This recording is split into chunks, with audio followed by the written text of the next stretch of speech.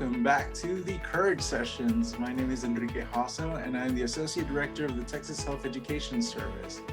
Today we have a pretty helpful session coming along. We actually were able to do the Avengers Assemble for Health Professions Advisors, and we've assembled a great team today of several health professions advisors. Just giving you a context of what you can expect during today's Courage session. Obviously, this is the year anniversary of everybody going to work remotely for about 2 weeks until this whole thing died down. We have all been affected by this pandemic in one way or another, and health professions students are no different. In fact, the amount of changes that have happened, we've all recognized have caused so much anxiety to a process that's already so intense and so well established over the years, and there have been so many changes. If you had asked us all even a year ago today, do you think the schools would ever do virtual interviews? I think we would have all given you a resounding no. And now it's the new norm. So joining us today, if we could start with Pam, and then we'll go Taya and Aaliyah. If you all could introduce yourselves, what your roles are at your institution, and then maybe a little fun fact about let's say the music you've been jamming out to this week. Hi, I'm Pamela McNulty, Director of Pre-Health Advising here at Southern Methodist University in Dallas. And my role is to help navigate students who are interested in pre-health through the application process and hopefully into getting admitted into their professional programs. The majority of students who attend SMU are interested in medicine, going to medical school, but we do also work with other health professions such as dentistry, PA, physical therapy, and others. My fun fact about music, I think I'm going to twist this up a little bit in terms of what I've been listening to, is because this is a fun fact about music, is I was in a band in the mid 70s called Evolution Revolution, and our band actually opened for B.B. King in the Jackson Memorial Coliseum. So that's my fun fact related to music.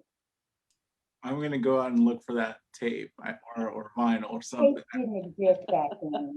No, I'm gonna find the one. Was I supposed to say something else? Oh no, thank you very much. Okay. Oh, I'm unmuted, so I guess I'll go. Hi, I'm Taya Fabre. I am the Associate Dean of Undergraduate Studies at Houston Baptist University. I am also the faculty liaison for the pre-health office. So I do work with students that are trying to get into medical school and dental school and most of the health profession school, in addition to teaching chemistry. I can't think of anything that can top Pam's music analogy. I was not in a band. I did, however, perform at family reunions for my family in musical groups doing, I don't know, it was a group that was a Prince spinoff. I can't even remember. But we were very popular then, and no, there will be no video, Enrique. I was about to ask. No VHS. Thank you. Aaliyah? Thanks for having us, Enrique. My name is Aaliyah Bamani. I'm the Director of Academic Advising in the Office of Academic Advising at Rice University. I work with students across the spectrum in all different majors, all across campus. And so we work with specialized advising, predominantly med students, but anything in the health professions really works for us. And so it's a busy time of year for all of us, I know. In terms of music, I don't know that I can top the others, but I'm a Zumba lover. And so the Latin Zumba jam is sort of my thing right now. Awesome. There's some great stuff out right now. All right, and just to be a team player, I don't have any musical abilities, whether it be joining a band in Zumba, and I have 2 left feet. And so I have been listening to a lot of 80s music right now. And in fact, just a few minutes ago, I was listening to some Lionel Richie. But anyway, all of that out of the way, thank you all so much for joining us today. I do also want to point out which one of you, how many of you are GENAP faculty directors as well? I think maybe all of us. All of us. That's Yes. right. All of us. It's almost as if you all were strategically selected to join us for today's session. Right. Yeah.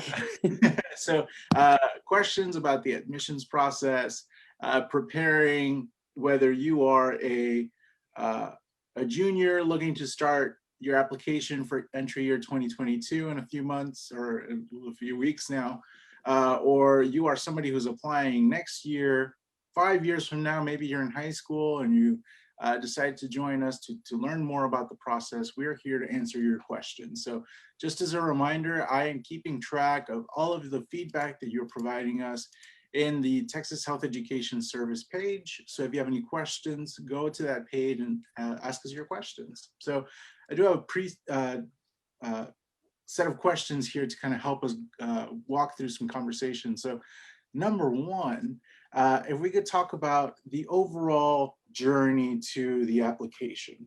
And this is actually part of a larger project that we've been working on, but really just exploring the different steps that students have to take along the way, whether they be academic in terms of selecting courses and making sure they're following certain sequences, or whether they include different activities like shadow this year and make sure you have enough volunteer activity hours and things like that. So can we talk a little bit about how you all have seen your students affected, their plans affected by the pandemic and all of the activities that have been canceled? Just a round robin. I'll go first. I think that for the students who were able to start right out of the gate as first year students, they most likely are the ones who have some in-person shadowing and volunteering, and they're applying with that experience. However, for the students who may have waited until their sophomore year, and if you think about it, COVID would have hit early spring of their sophomore year, and now they're juniors, they've really missed almost an entire year of in-person experiences. And so some of the lost experiences were summer programs, whether it was research or clinical experience and shadowing in a hospital. Lots of students had shadowing set up. Students had opportunities to go to, let's say, Peru or Belize to do some in-person community type services. Those have all been disrupted. And so I've just seen a variety of students who have been unable to continue with some of the things that they may have started with as first year students, or some of the things that they had hoped to start in their second year.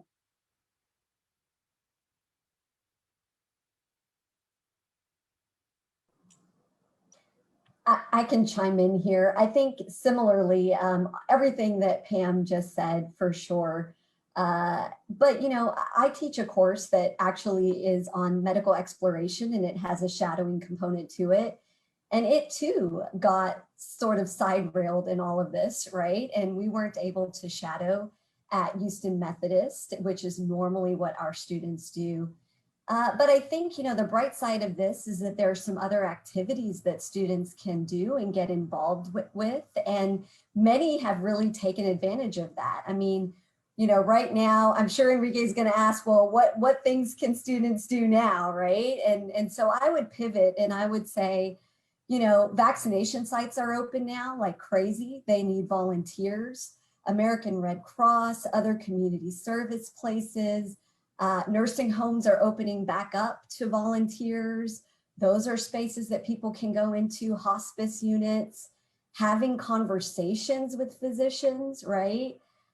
It's funny, but you would think that you can't get exposure in your immediate circle, but you absolutely can.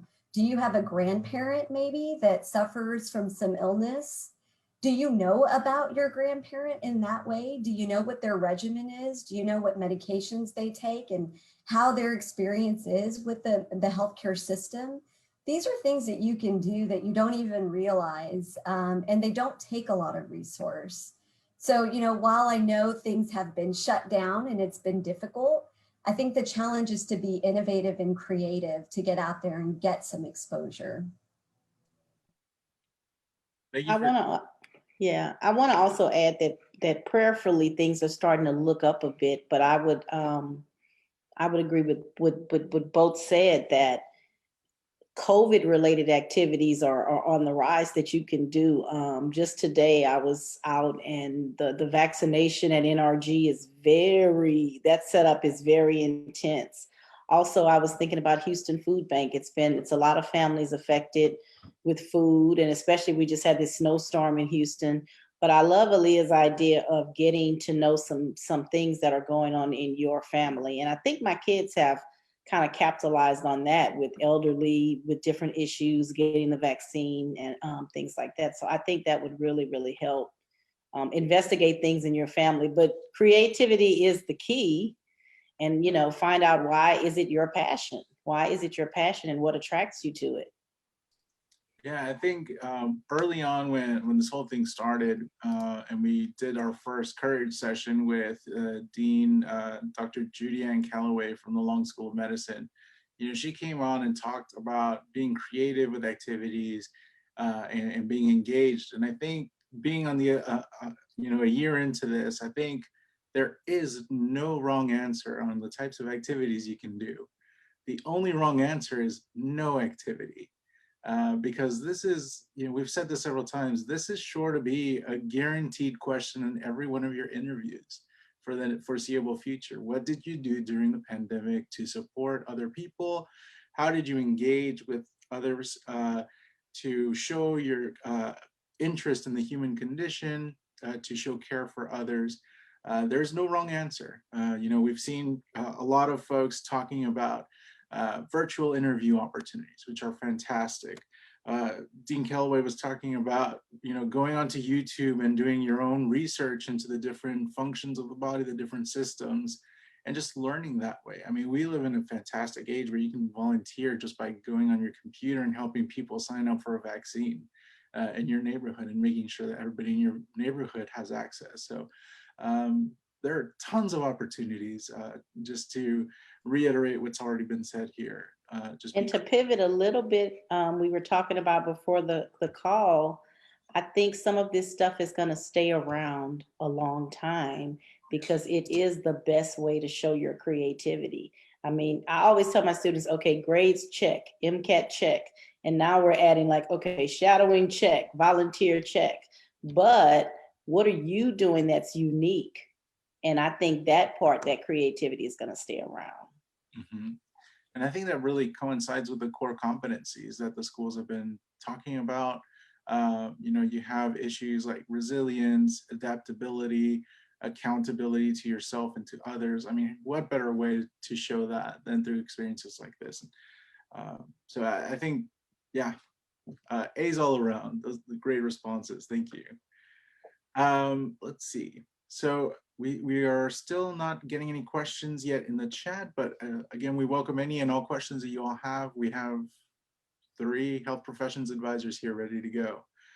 I think the second major question that is really going to be asked is, what did these experiences do for you as an aspiring health professional?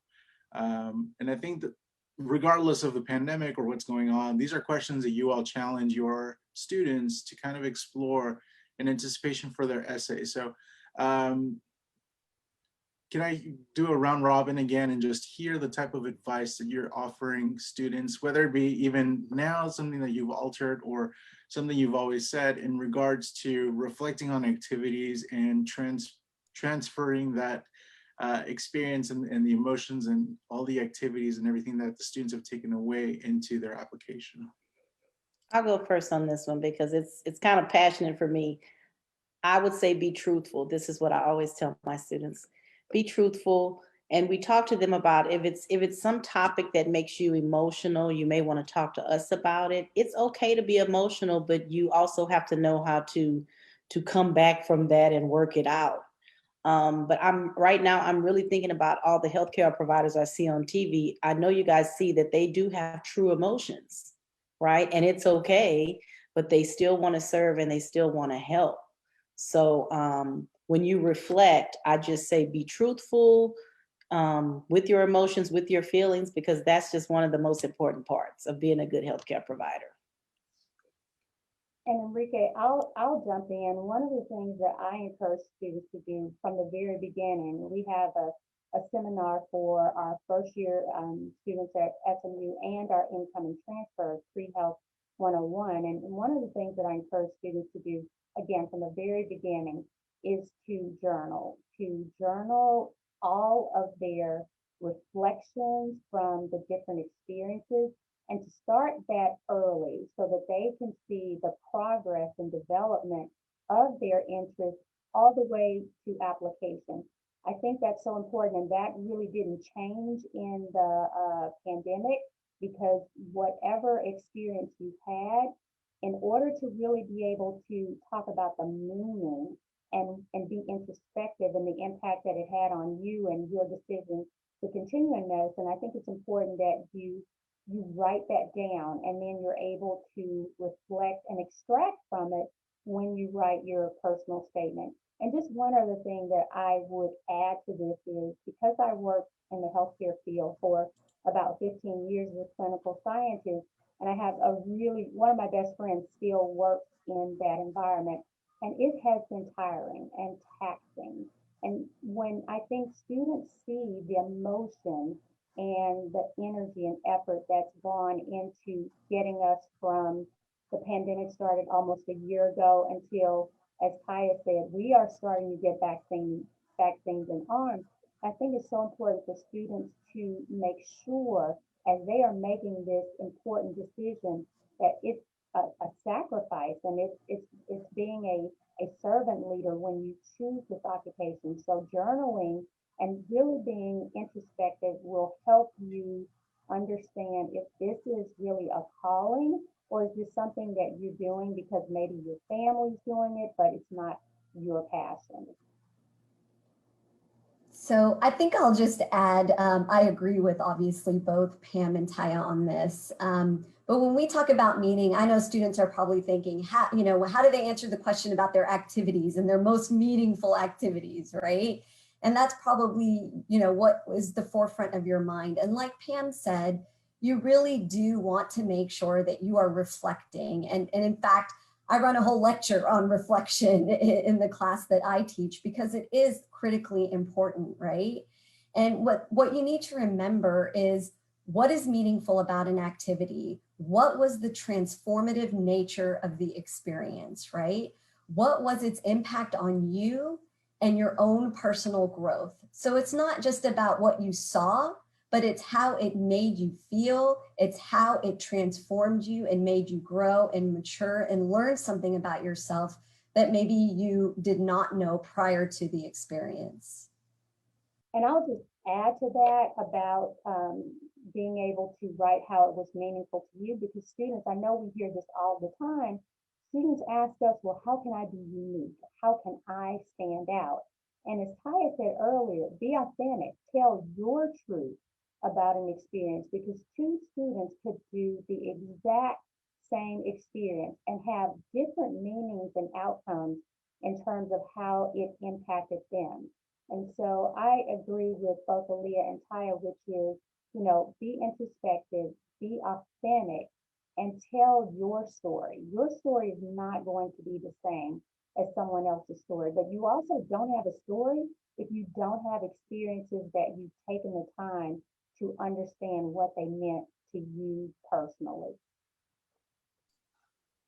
Exactly. Thank you all so much for those insightful responses. I'm sure people are writing notes because I know I definitely was in reference to trying to help out folks in the future.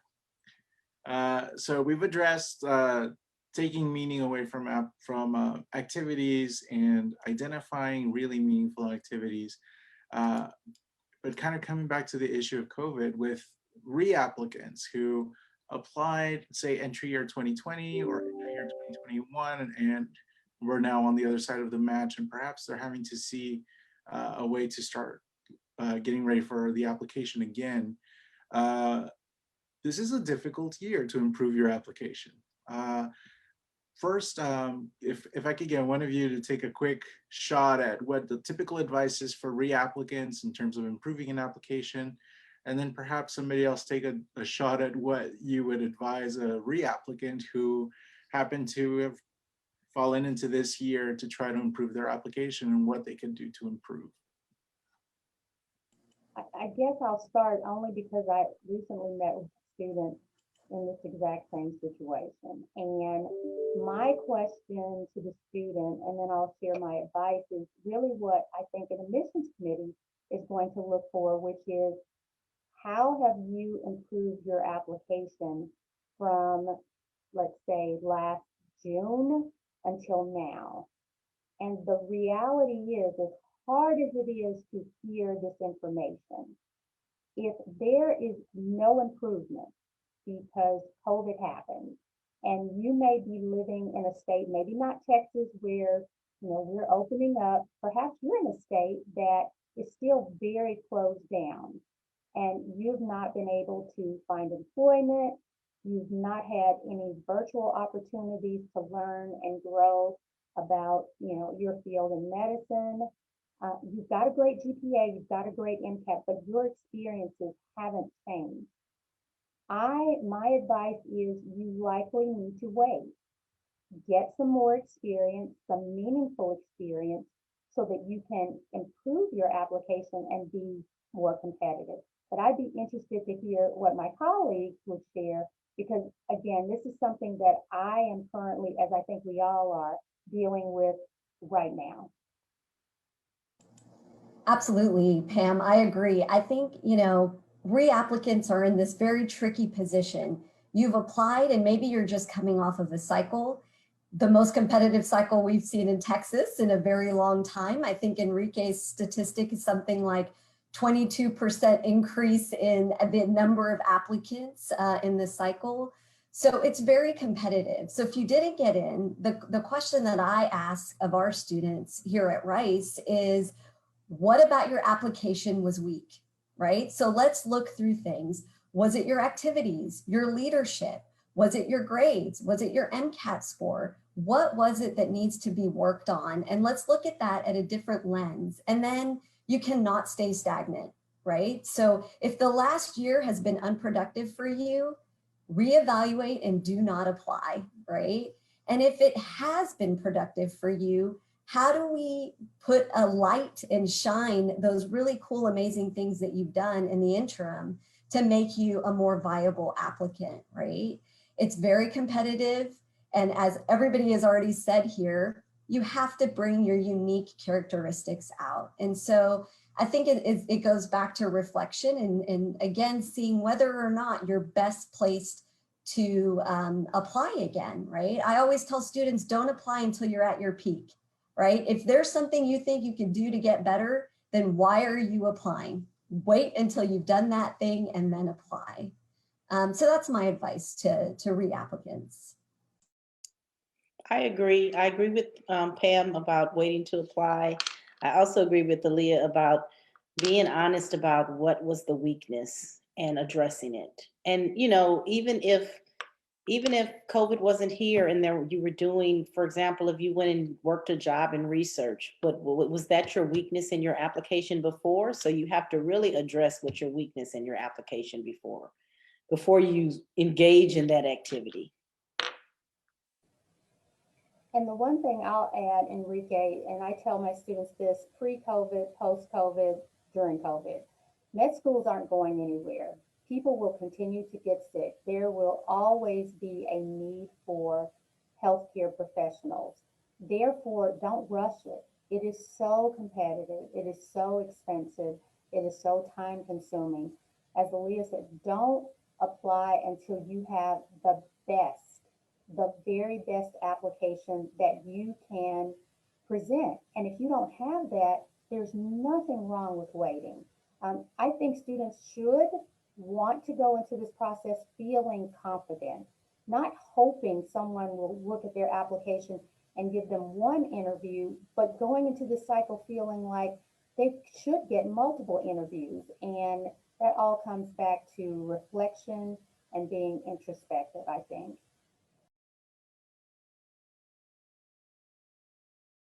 Well said.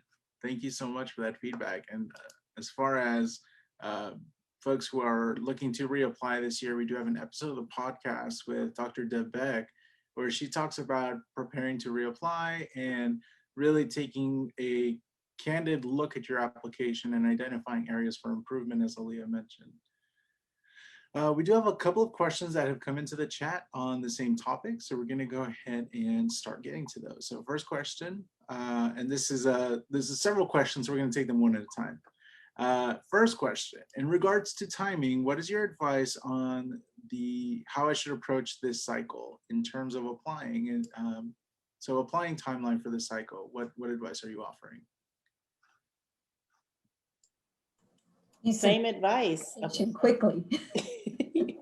Apply early. Apply when it opens. Same advice. No different advice for me. But apply when your application is at its best. One of the things that I'm super excited about is TMDSAS no longer allows you to open the application and apply within that same day or week. And I think that is really going to help students who have been in this rush to be first. Yes, you want to get your application out early and you want to be in that batch of early applications that go out to med schools, but you also don't want to rush it. You want to take your time. You want to, I'm old school because I'm older, but you want to take your time. You want to go through your application. You want to print it out.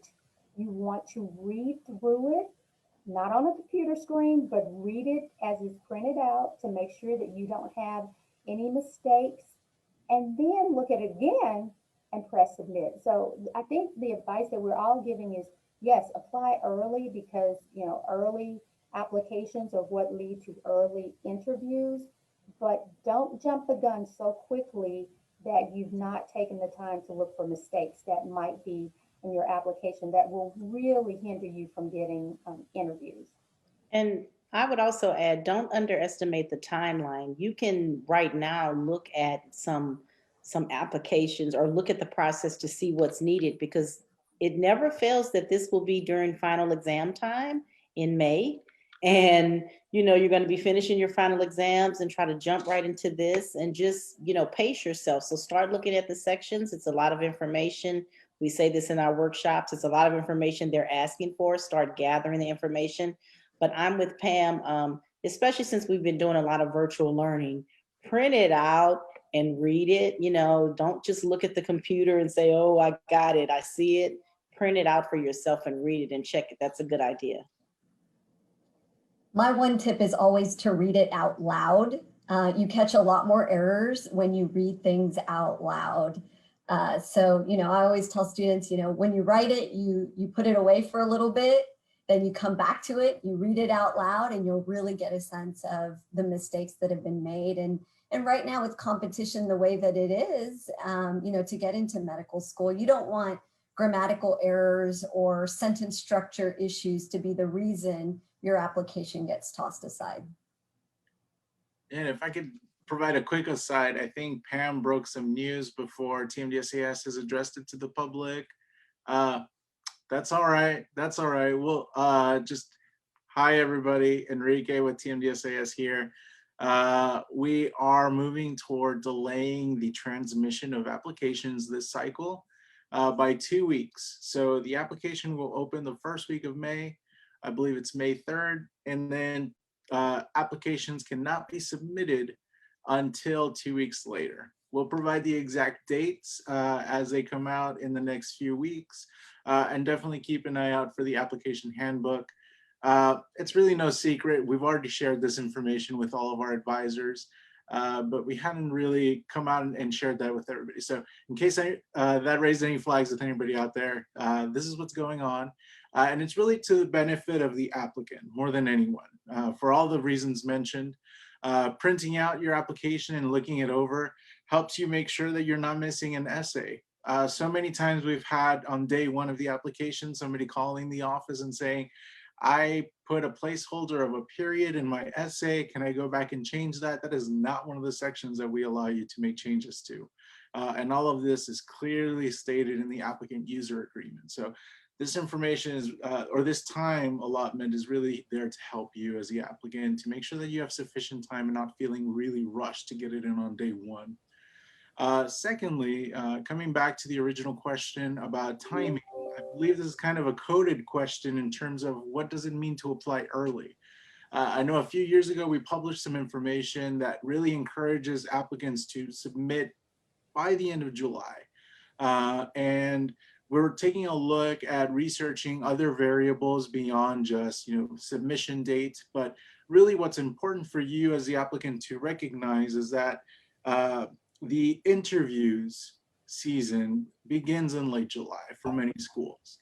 And so at that point, the admissions committees have been meeting for several weeks.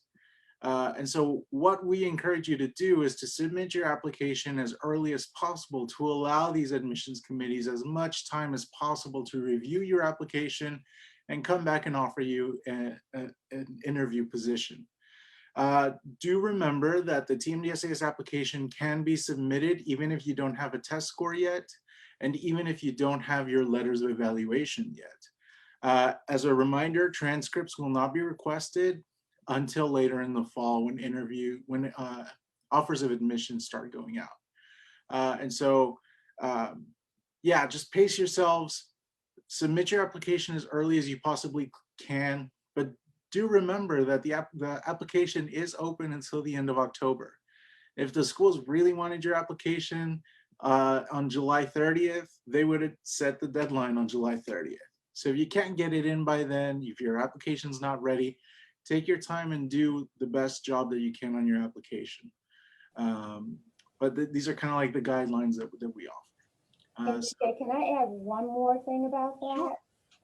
Second, when you say pace yourself, it's not just about the primary application, it's also about those important secondaries that come from the medical schools. And I feel like some students don't understand or recognize that their applications aren't complete at the medical school until they've completed their secondary essays.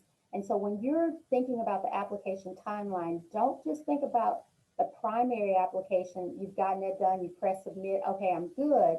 No, you're going to have those secondary applications or essays that come from the individual medical schools, and you've got to pace yourself in getting those back because your application is still pending at the medical school when you have a secondary application or essay. And the one thing I will say about that is, students, please, please make sure when you do those secondaries that you are doing your research on that individual medical school. You cannot copy and paste or have cookie cutter essays to go to all of the different medical schools. Each school is unique, and when you are completing your secondaries, they're looking for you to tie your uniqueness with their uniqueness. And that's so important. I really believe that the interviews come from the answers to the secondaries. Primary tells them that you're smart, you have a great MCAT score, you can be a doctor. But the secondary is what tells them, are you a good fit for our medical school? So definitely pace yourself when it comes to not just your primary, but your secondary. And there are only a handful of schools that don't require a secondary application. So make sure that you allot time for all of those secondaries, because it is another host of essays that you need to complete. And just to further help with planning, we mentioned submitting your application mid-summer. And just do keep in mind that it takes 2 to 4 weeks for TMDSAS to process your application and get it out and transmit it to all the schools. At that point, the schools start taking a look at your application, reviewing it, and deciding, some of them decide to whom a secondary application can go out. And then you have additional time. So from the point that you hit submit to the time that your application is complete at the school, it could be 2 months, maybe even 10 weeks. And that's not taking into account stuff like Casper, making sure that your MCAT scores are in, making sure your letters are in, and really having that complete application. So there is a lot of time that is devoted to just processing and making sure that everything is in. All right, so we have another question here about, let's see, for applicants, especially non-traditional students who started a little bit more than a year ago, is it okay to have a multitude of different short stunts at various volunteer clinical activities instead of a couple of activities with a long history? I feel like most of my meaningful activities, reflection might be constructive in my short duration. So I think this question is asking, particularly for non-traditional students, is it bad to have a lot of shorter activities versus having longer term activities? I think, Sorry, Pam. oh, Aaliyah. You go, Aaliyah. I'll go next. All right, for me, I think it's about what you get out of these activities more so than the duration. Now, obviously, to some extent, when you interact or engage in activity for a longer period of time, you have something more substantive to reflect on. But, shorter activities are also meaningful, right? And they still allow you to reflect on your motivation to medicine, right? And they still allow you to get some of that exposure to talk about your experiences, right? And really show people what you learned from them. So, I mean, I think there's nothing wrong with being a non-traditional applicant. I think it's actually really cool because there's some unique things that you'll bring to the table that your peers may not. And I think it's all about, how you bring meaning to those activities, even if they're short in nature, and especially with the pandemic times, right? A lot of people have only had short activities, and that's okay. They still show resilience and productivity. And I'll just piggyback on that and just say that short is better than none. Because again, right now we have lots of students who, by virtue of maybe where they live or maybe they've had to help their families, they have zero activities. So I would say try to convey the meaning of each one of those different activities and be able to explain, how it impacted you, what you gained from it. And there is something to say about having some variety. Yes, medical schools and professional schools prefer consistent and sustained activities throughout your academic career or throughout your gap years. However, med school deans have told us they are obviously going to be flexible in terms of evaluating applications. It doesn't mean that you can't have any experience, you have to have some, but they do recognize and understand that consistency is probably something that was disrupted because of the pandemic. And I agree with both comments, but I would also add, I was thinking about Pam saying, if you reflect on each of your activities, and if you could possibly find some common denominator between those, even though they were different, that might be good also. Some way to tie it all together at the end, if you could do that. And just keep in mind, this is going on in the world. It's not just medical students. I'm thinking about my high school students trying to get into college. We're doing holistic reviews now. So every person is trying to present themselves in a way to be noticed and to gain admittance, I think, in a way. Yeah, marketing yourself is so important nowadays. All right, so we're going to go make a little bit of a shift, and because I really want to make sure we make enough time for this topic about letters of evaluation. Just as a quick survey of the room here, which of your schools have the option to submit a committee letter as part of the health professions? Okay, all three. Awesome. And surely you all have also advised students who maybe opted to submit letters individually. as well. And so if we could just do a real quick taking a look at just the overall process.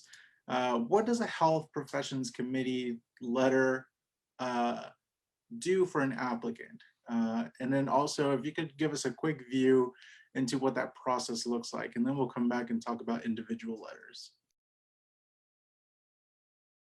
Well, we are literally starting our HPRC interviews in about 2 weeks. Yes.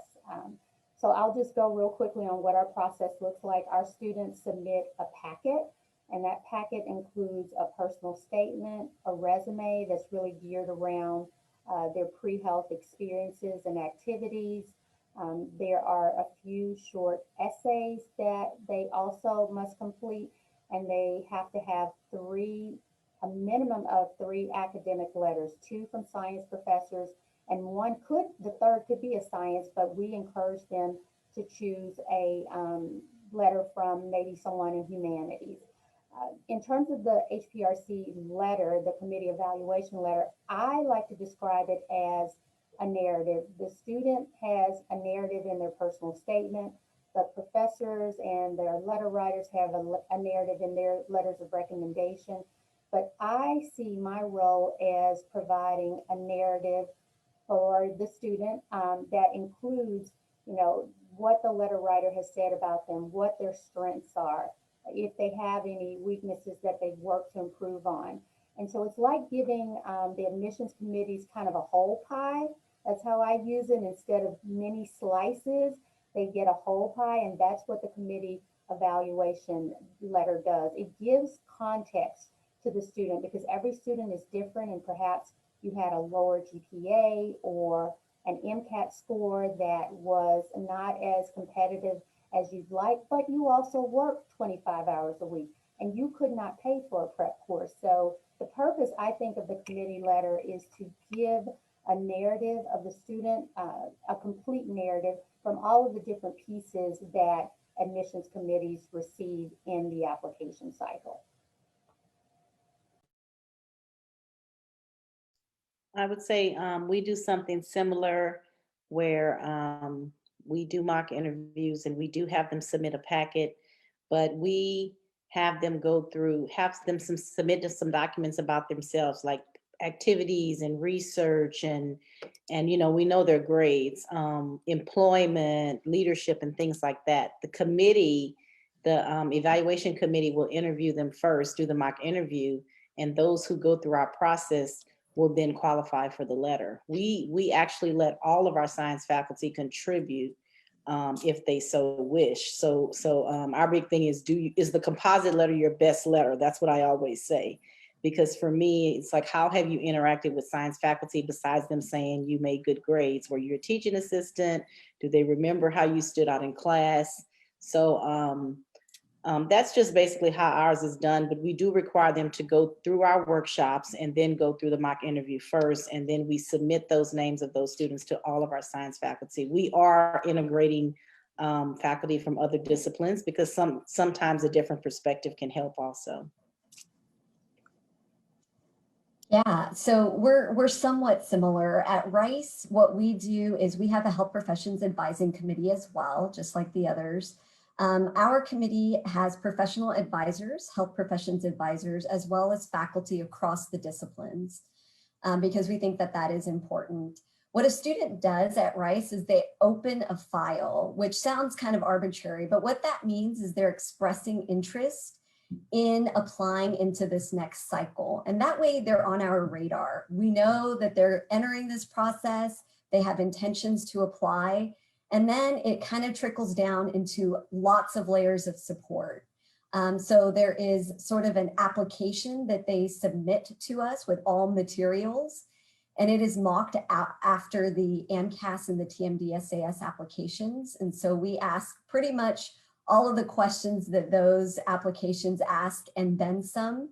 We also require, things like if they have an MCAT score, a personal statement draft, a summary of what they did in high school. These are all things that we look at. And then students will get individual appointments with academic advisors in the Office of Academic Advising. They are 45-minute long appointments to critique all of the materials that they've supplied, to give them some advice, all of that kind of stuff, some guidance. And, oftentimes a student might decide after that interval that they're not ready to apply. And so they might, decide to get out of the process at that point, or to continue forward. And if they continue forward, it's great. They would supply us all this stuff, right? We write that letter, that committee letter. We also collect all the individual letters from their individual recommenders, and we put it together as a committee packet. And I think just to describe, what that letter is from the committee, it's really an in-depth, personalized letter of evaluation that accompanies the individual letters of support that were requested by the student. And that's what we call our committee packet.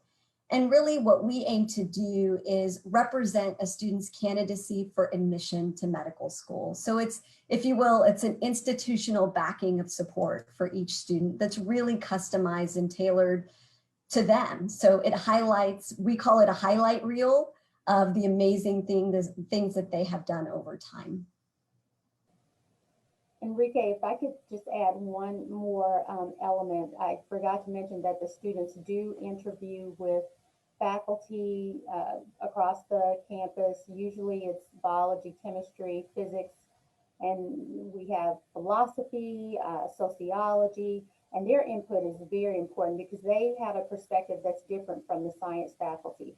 But the one thing that I would remind students about in terms of the committee process, whatever it looks like on your home campus, is that is an evaluation that goes with you and your application to medical schools. So when you go through this process, make sure that you are taking it seriously and make sure that you're giving your best as you go through the interview. And we actually, Tyler, we try not to call it a mock interview here because I encourage the students to go to our career center and do all of their practice, because when they come to us, they're actually being evaluated and that evaluation is going with them. And so I just encourage students to take the process seriously, but also know that on each of our campuses, our goal is to support you, but our goal is also to be authentic. What the medical schools don't want us to do is say everyone's great if they're not great. That does not do a service to our institution. It does not do a service to any of our students.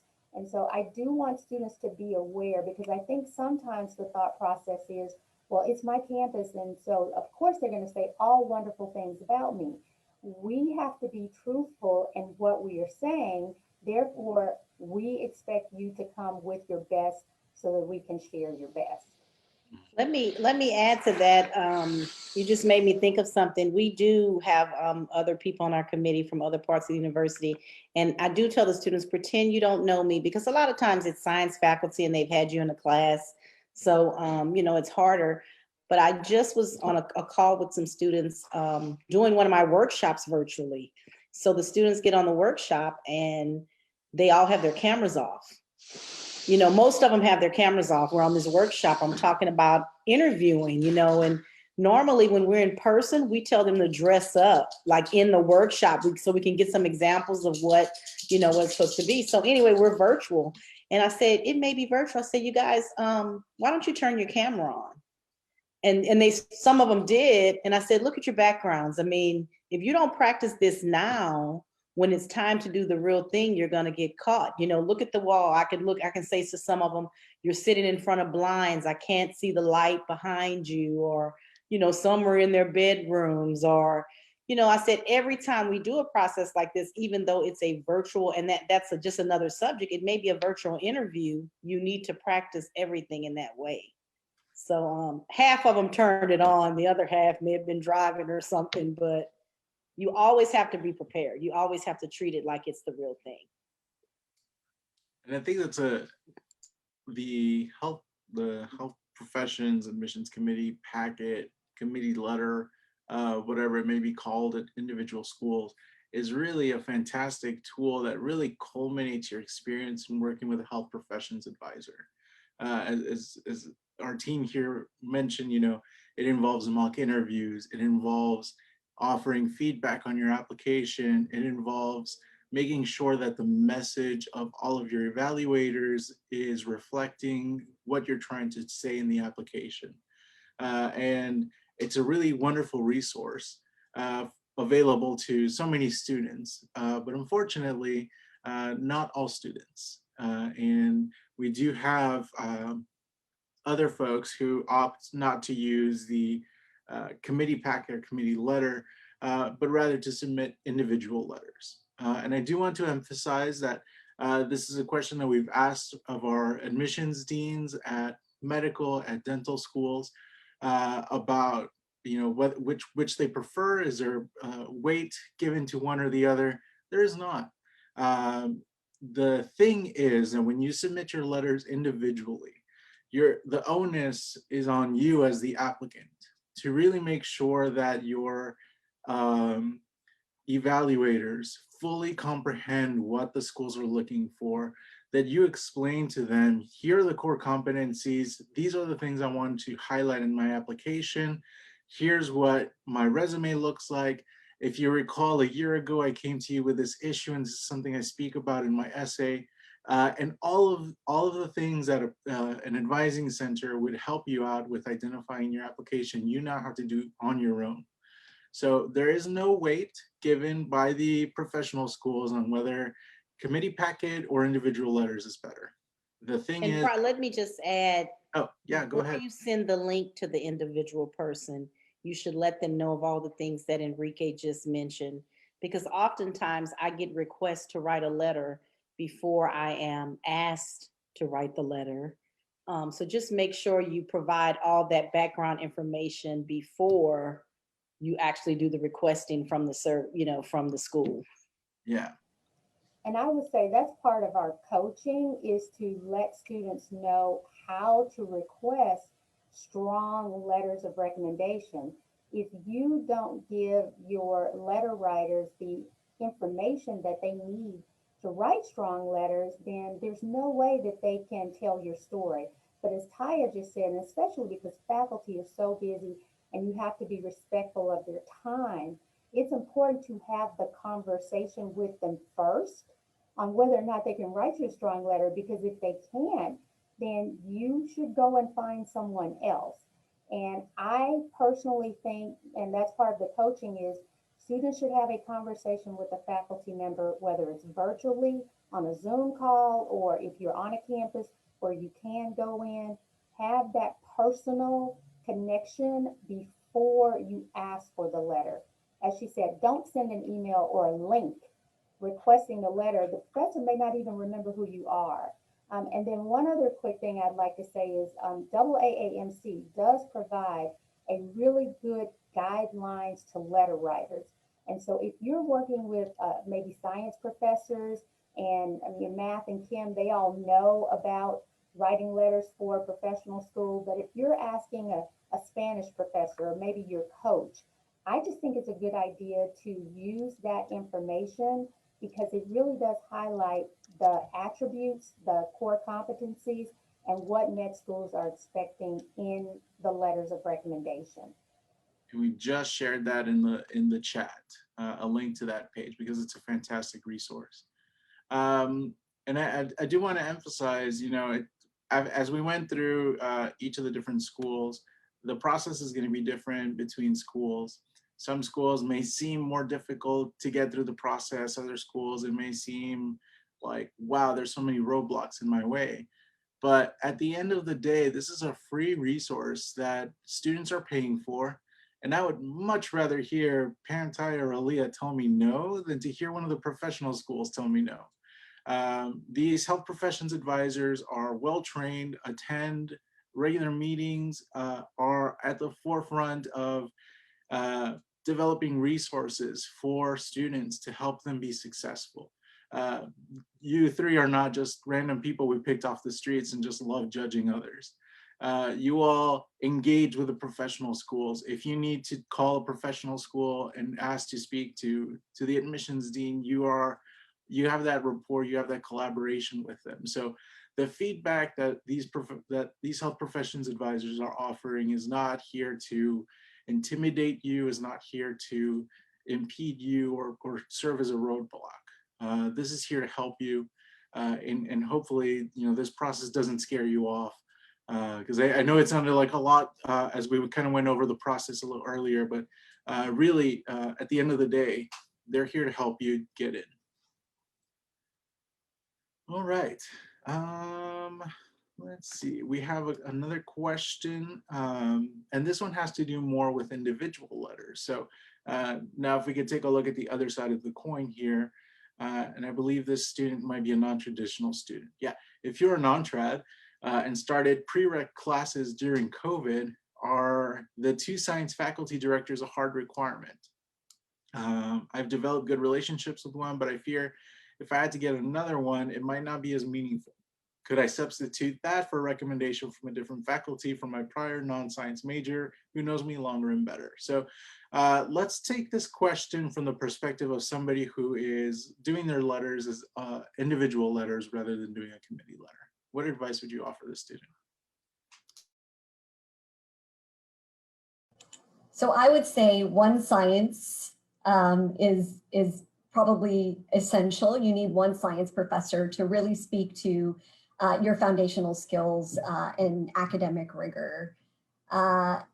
We encourage students to have a faculty member in their major, right? So it could not be a science, but it's another faculty that could speak to some other skill sets, right? And the diversity of your portfolio of academics. And then I would say, the third piece for me is sort of a character reference, right?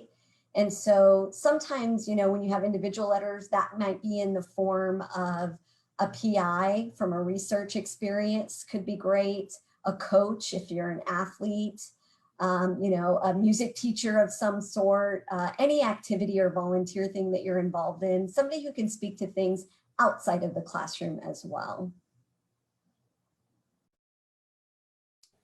Thank you. I would just add, we do offer just a standard cover letter to accompany individual letters, and we still, work with those students in terms of coaching them on who they should choose for their letter writers. But I agree with Aaliyah, if you're an engineering major and you really only know one BCPM, biology, chemistry, physics, math, your science GPA professor, but engineering can speak very strongly to your creativity and discipline and hard work, then that you should definitely get a letter from that discipline, especially if it's in your major. Excellent. Thank you so much. So we are running low on time, but I did want to do a quick round of is it here to stay? Yes or no? Just a quick run through. We'll do a thumbs up, thumbs down. Here to stay is yes, upward, or no, that's going down. So if you could each take a look into your crystal ball of all the things that you know. Here to stay, virtual interviews, yes or no? Who can know? It looks like most of the schools will be using virtual interviews again, at least as long as the pandemic is impeding a lot of these activities. Virtual shadowing.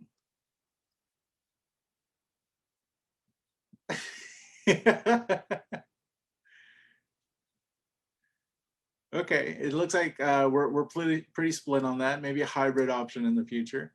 Online courses being accepted.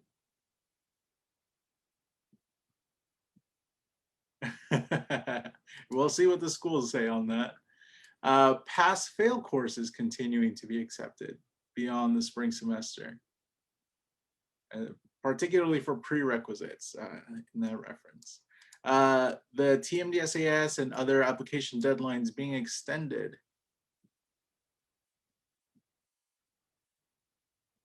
Okay, well, for this application cycle, we are going to continue to provide an additional month from what we usually do. What about interview cycles being extended?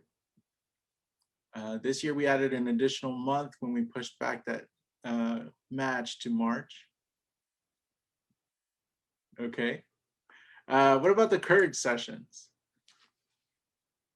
Those are definitely continuing on. We're here to support you all in every step of the way. So if you have any questions after the fact, we're very glad to help out.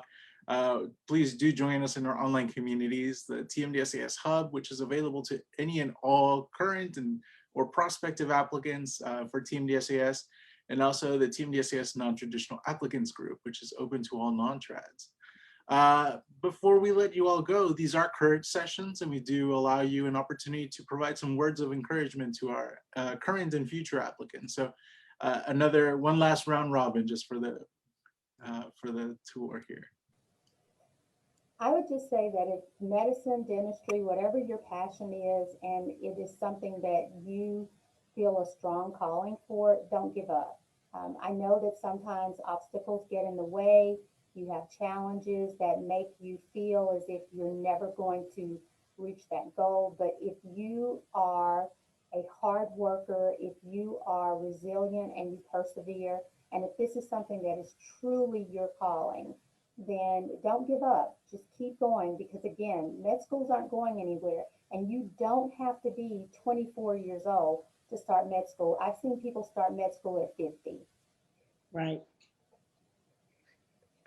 I was thinking the same thing Pam's thinking, except when we were talking about the non-traditional student, I almost don't like that term because everybody has a story to tell. Everybody has where they fit in. So just use your strengths and your experiences and it will be fine if that's truly your passion.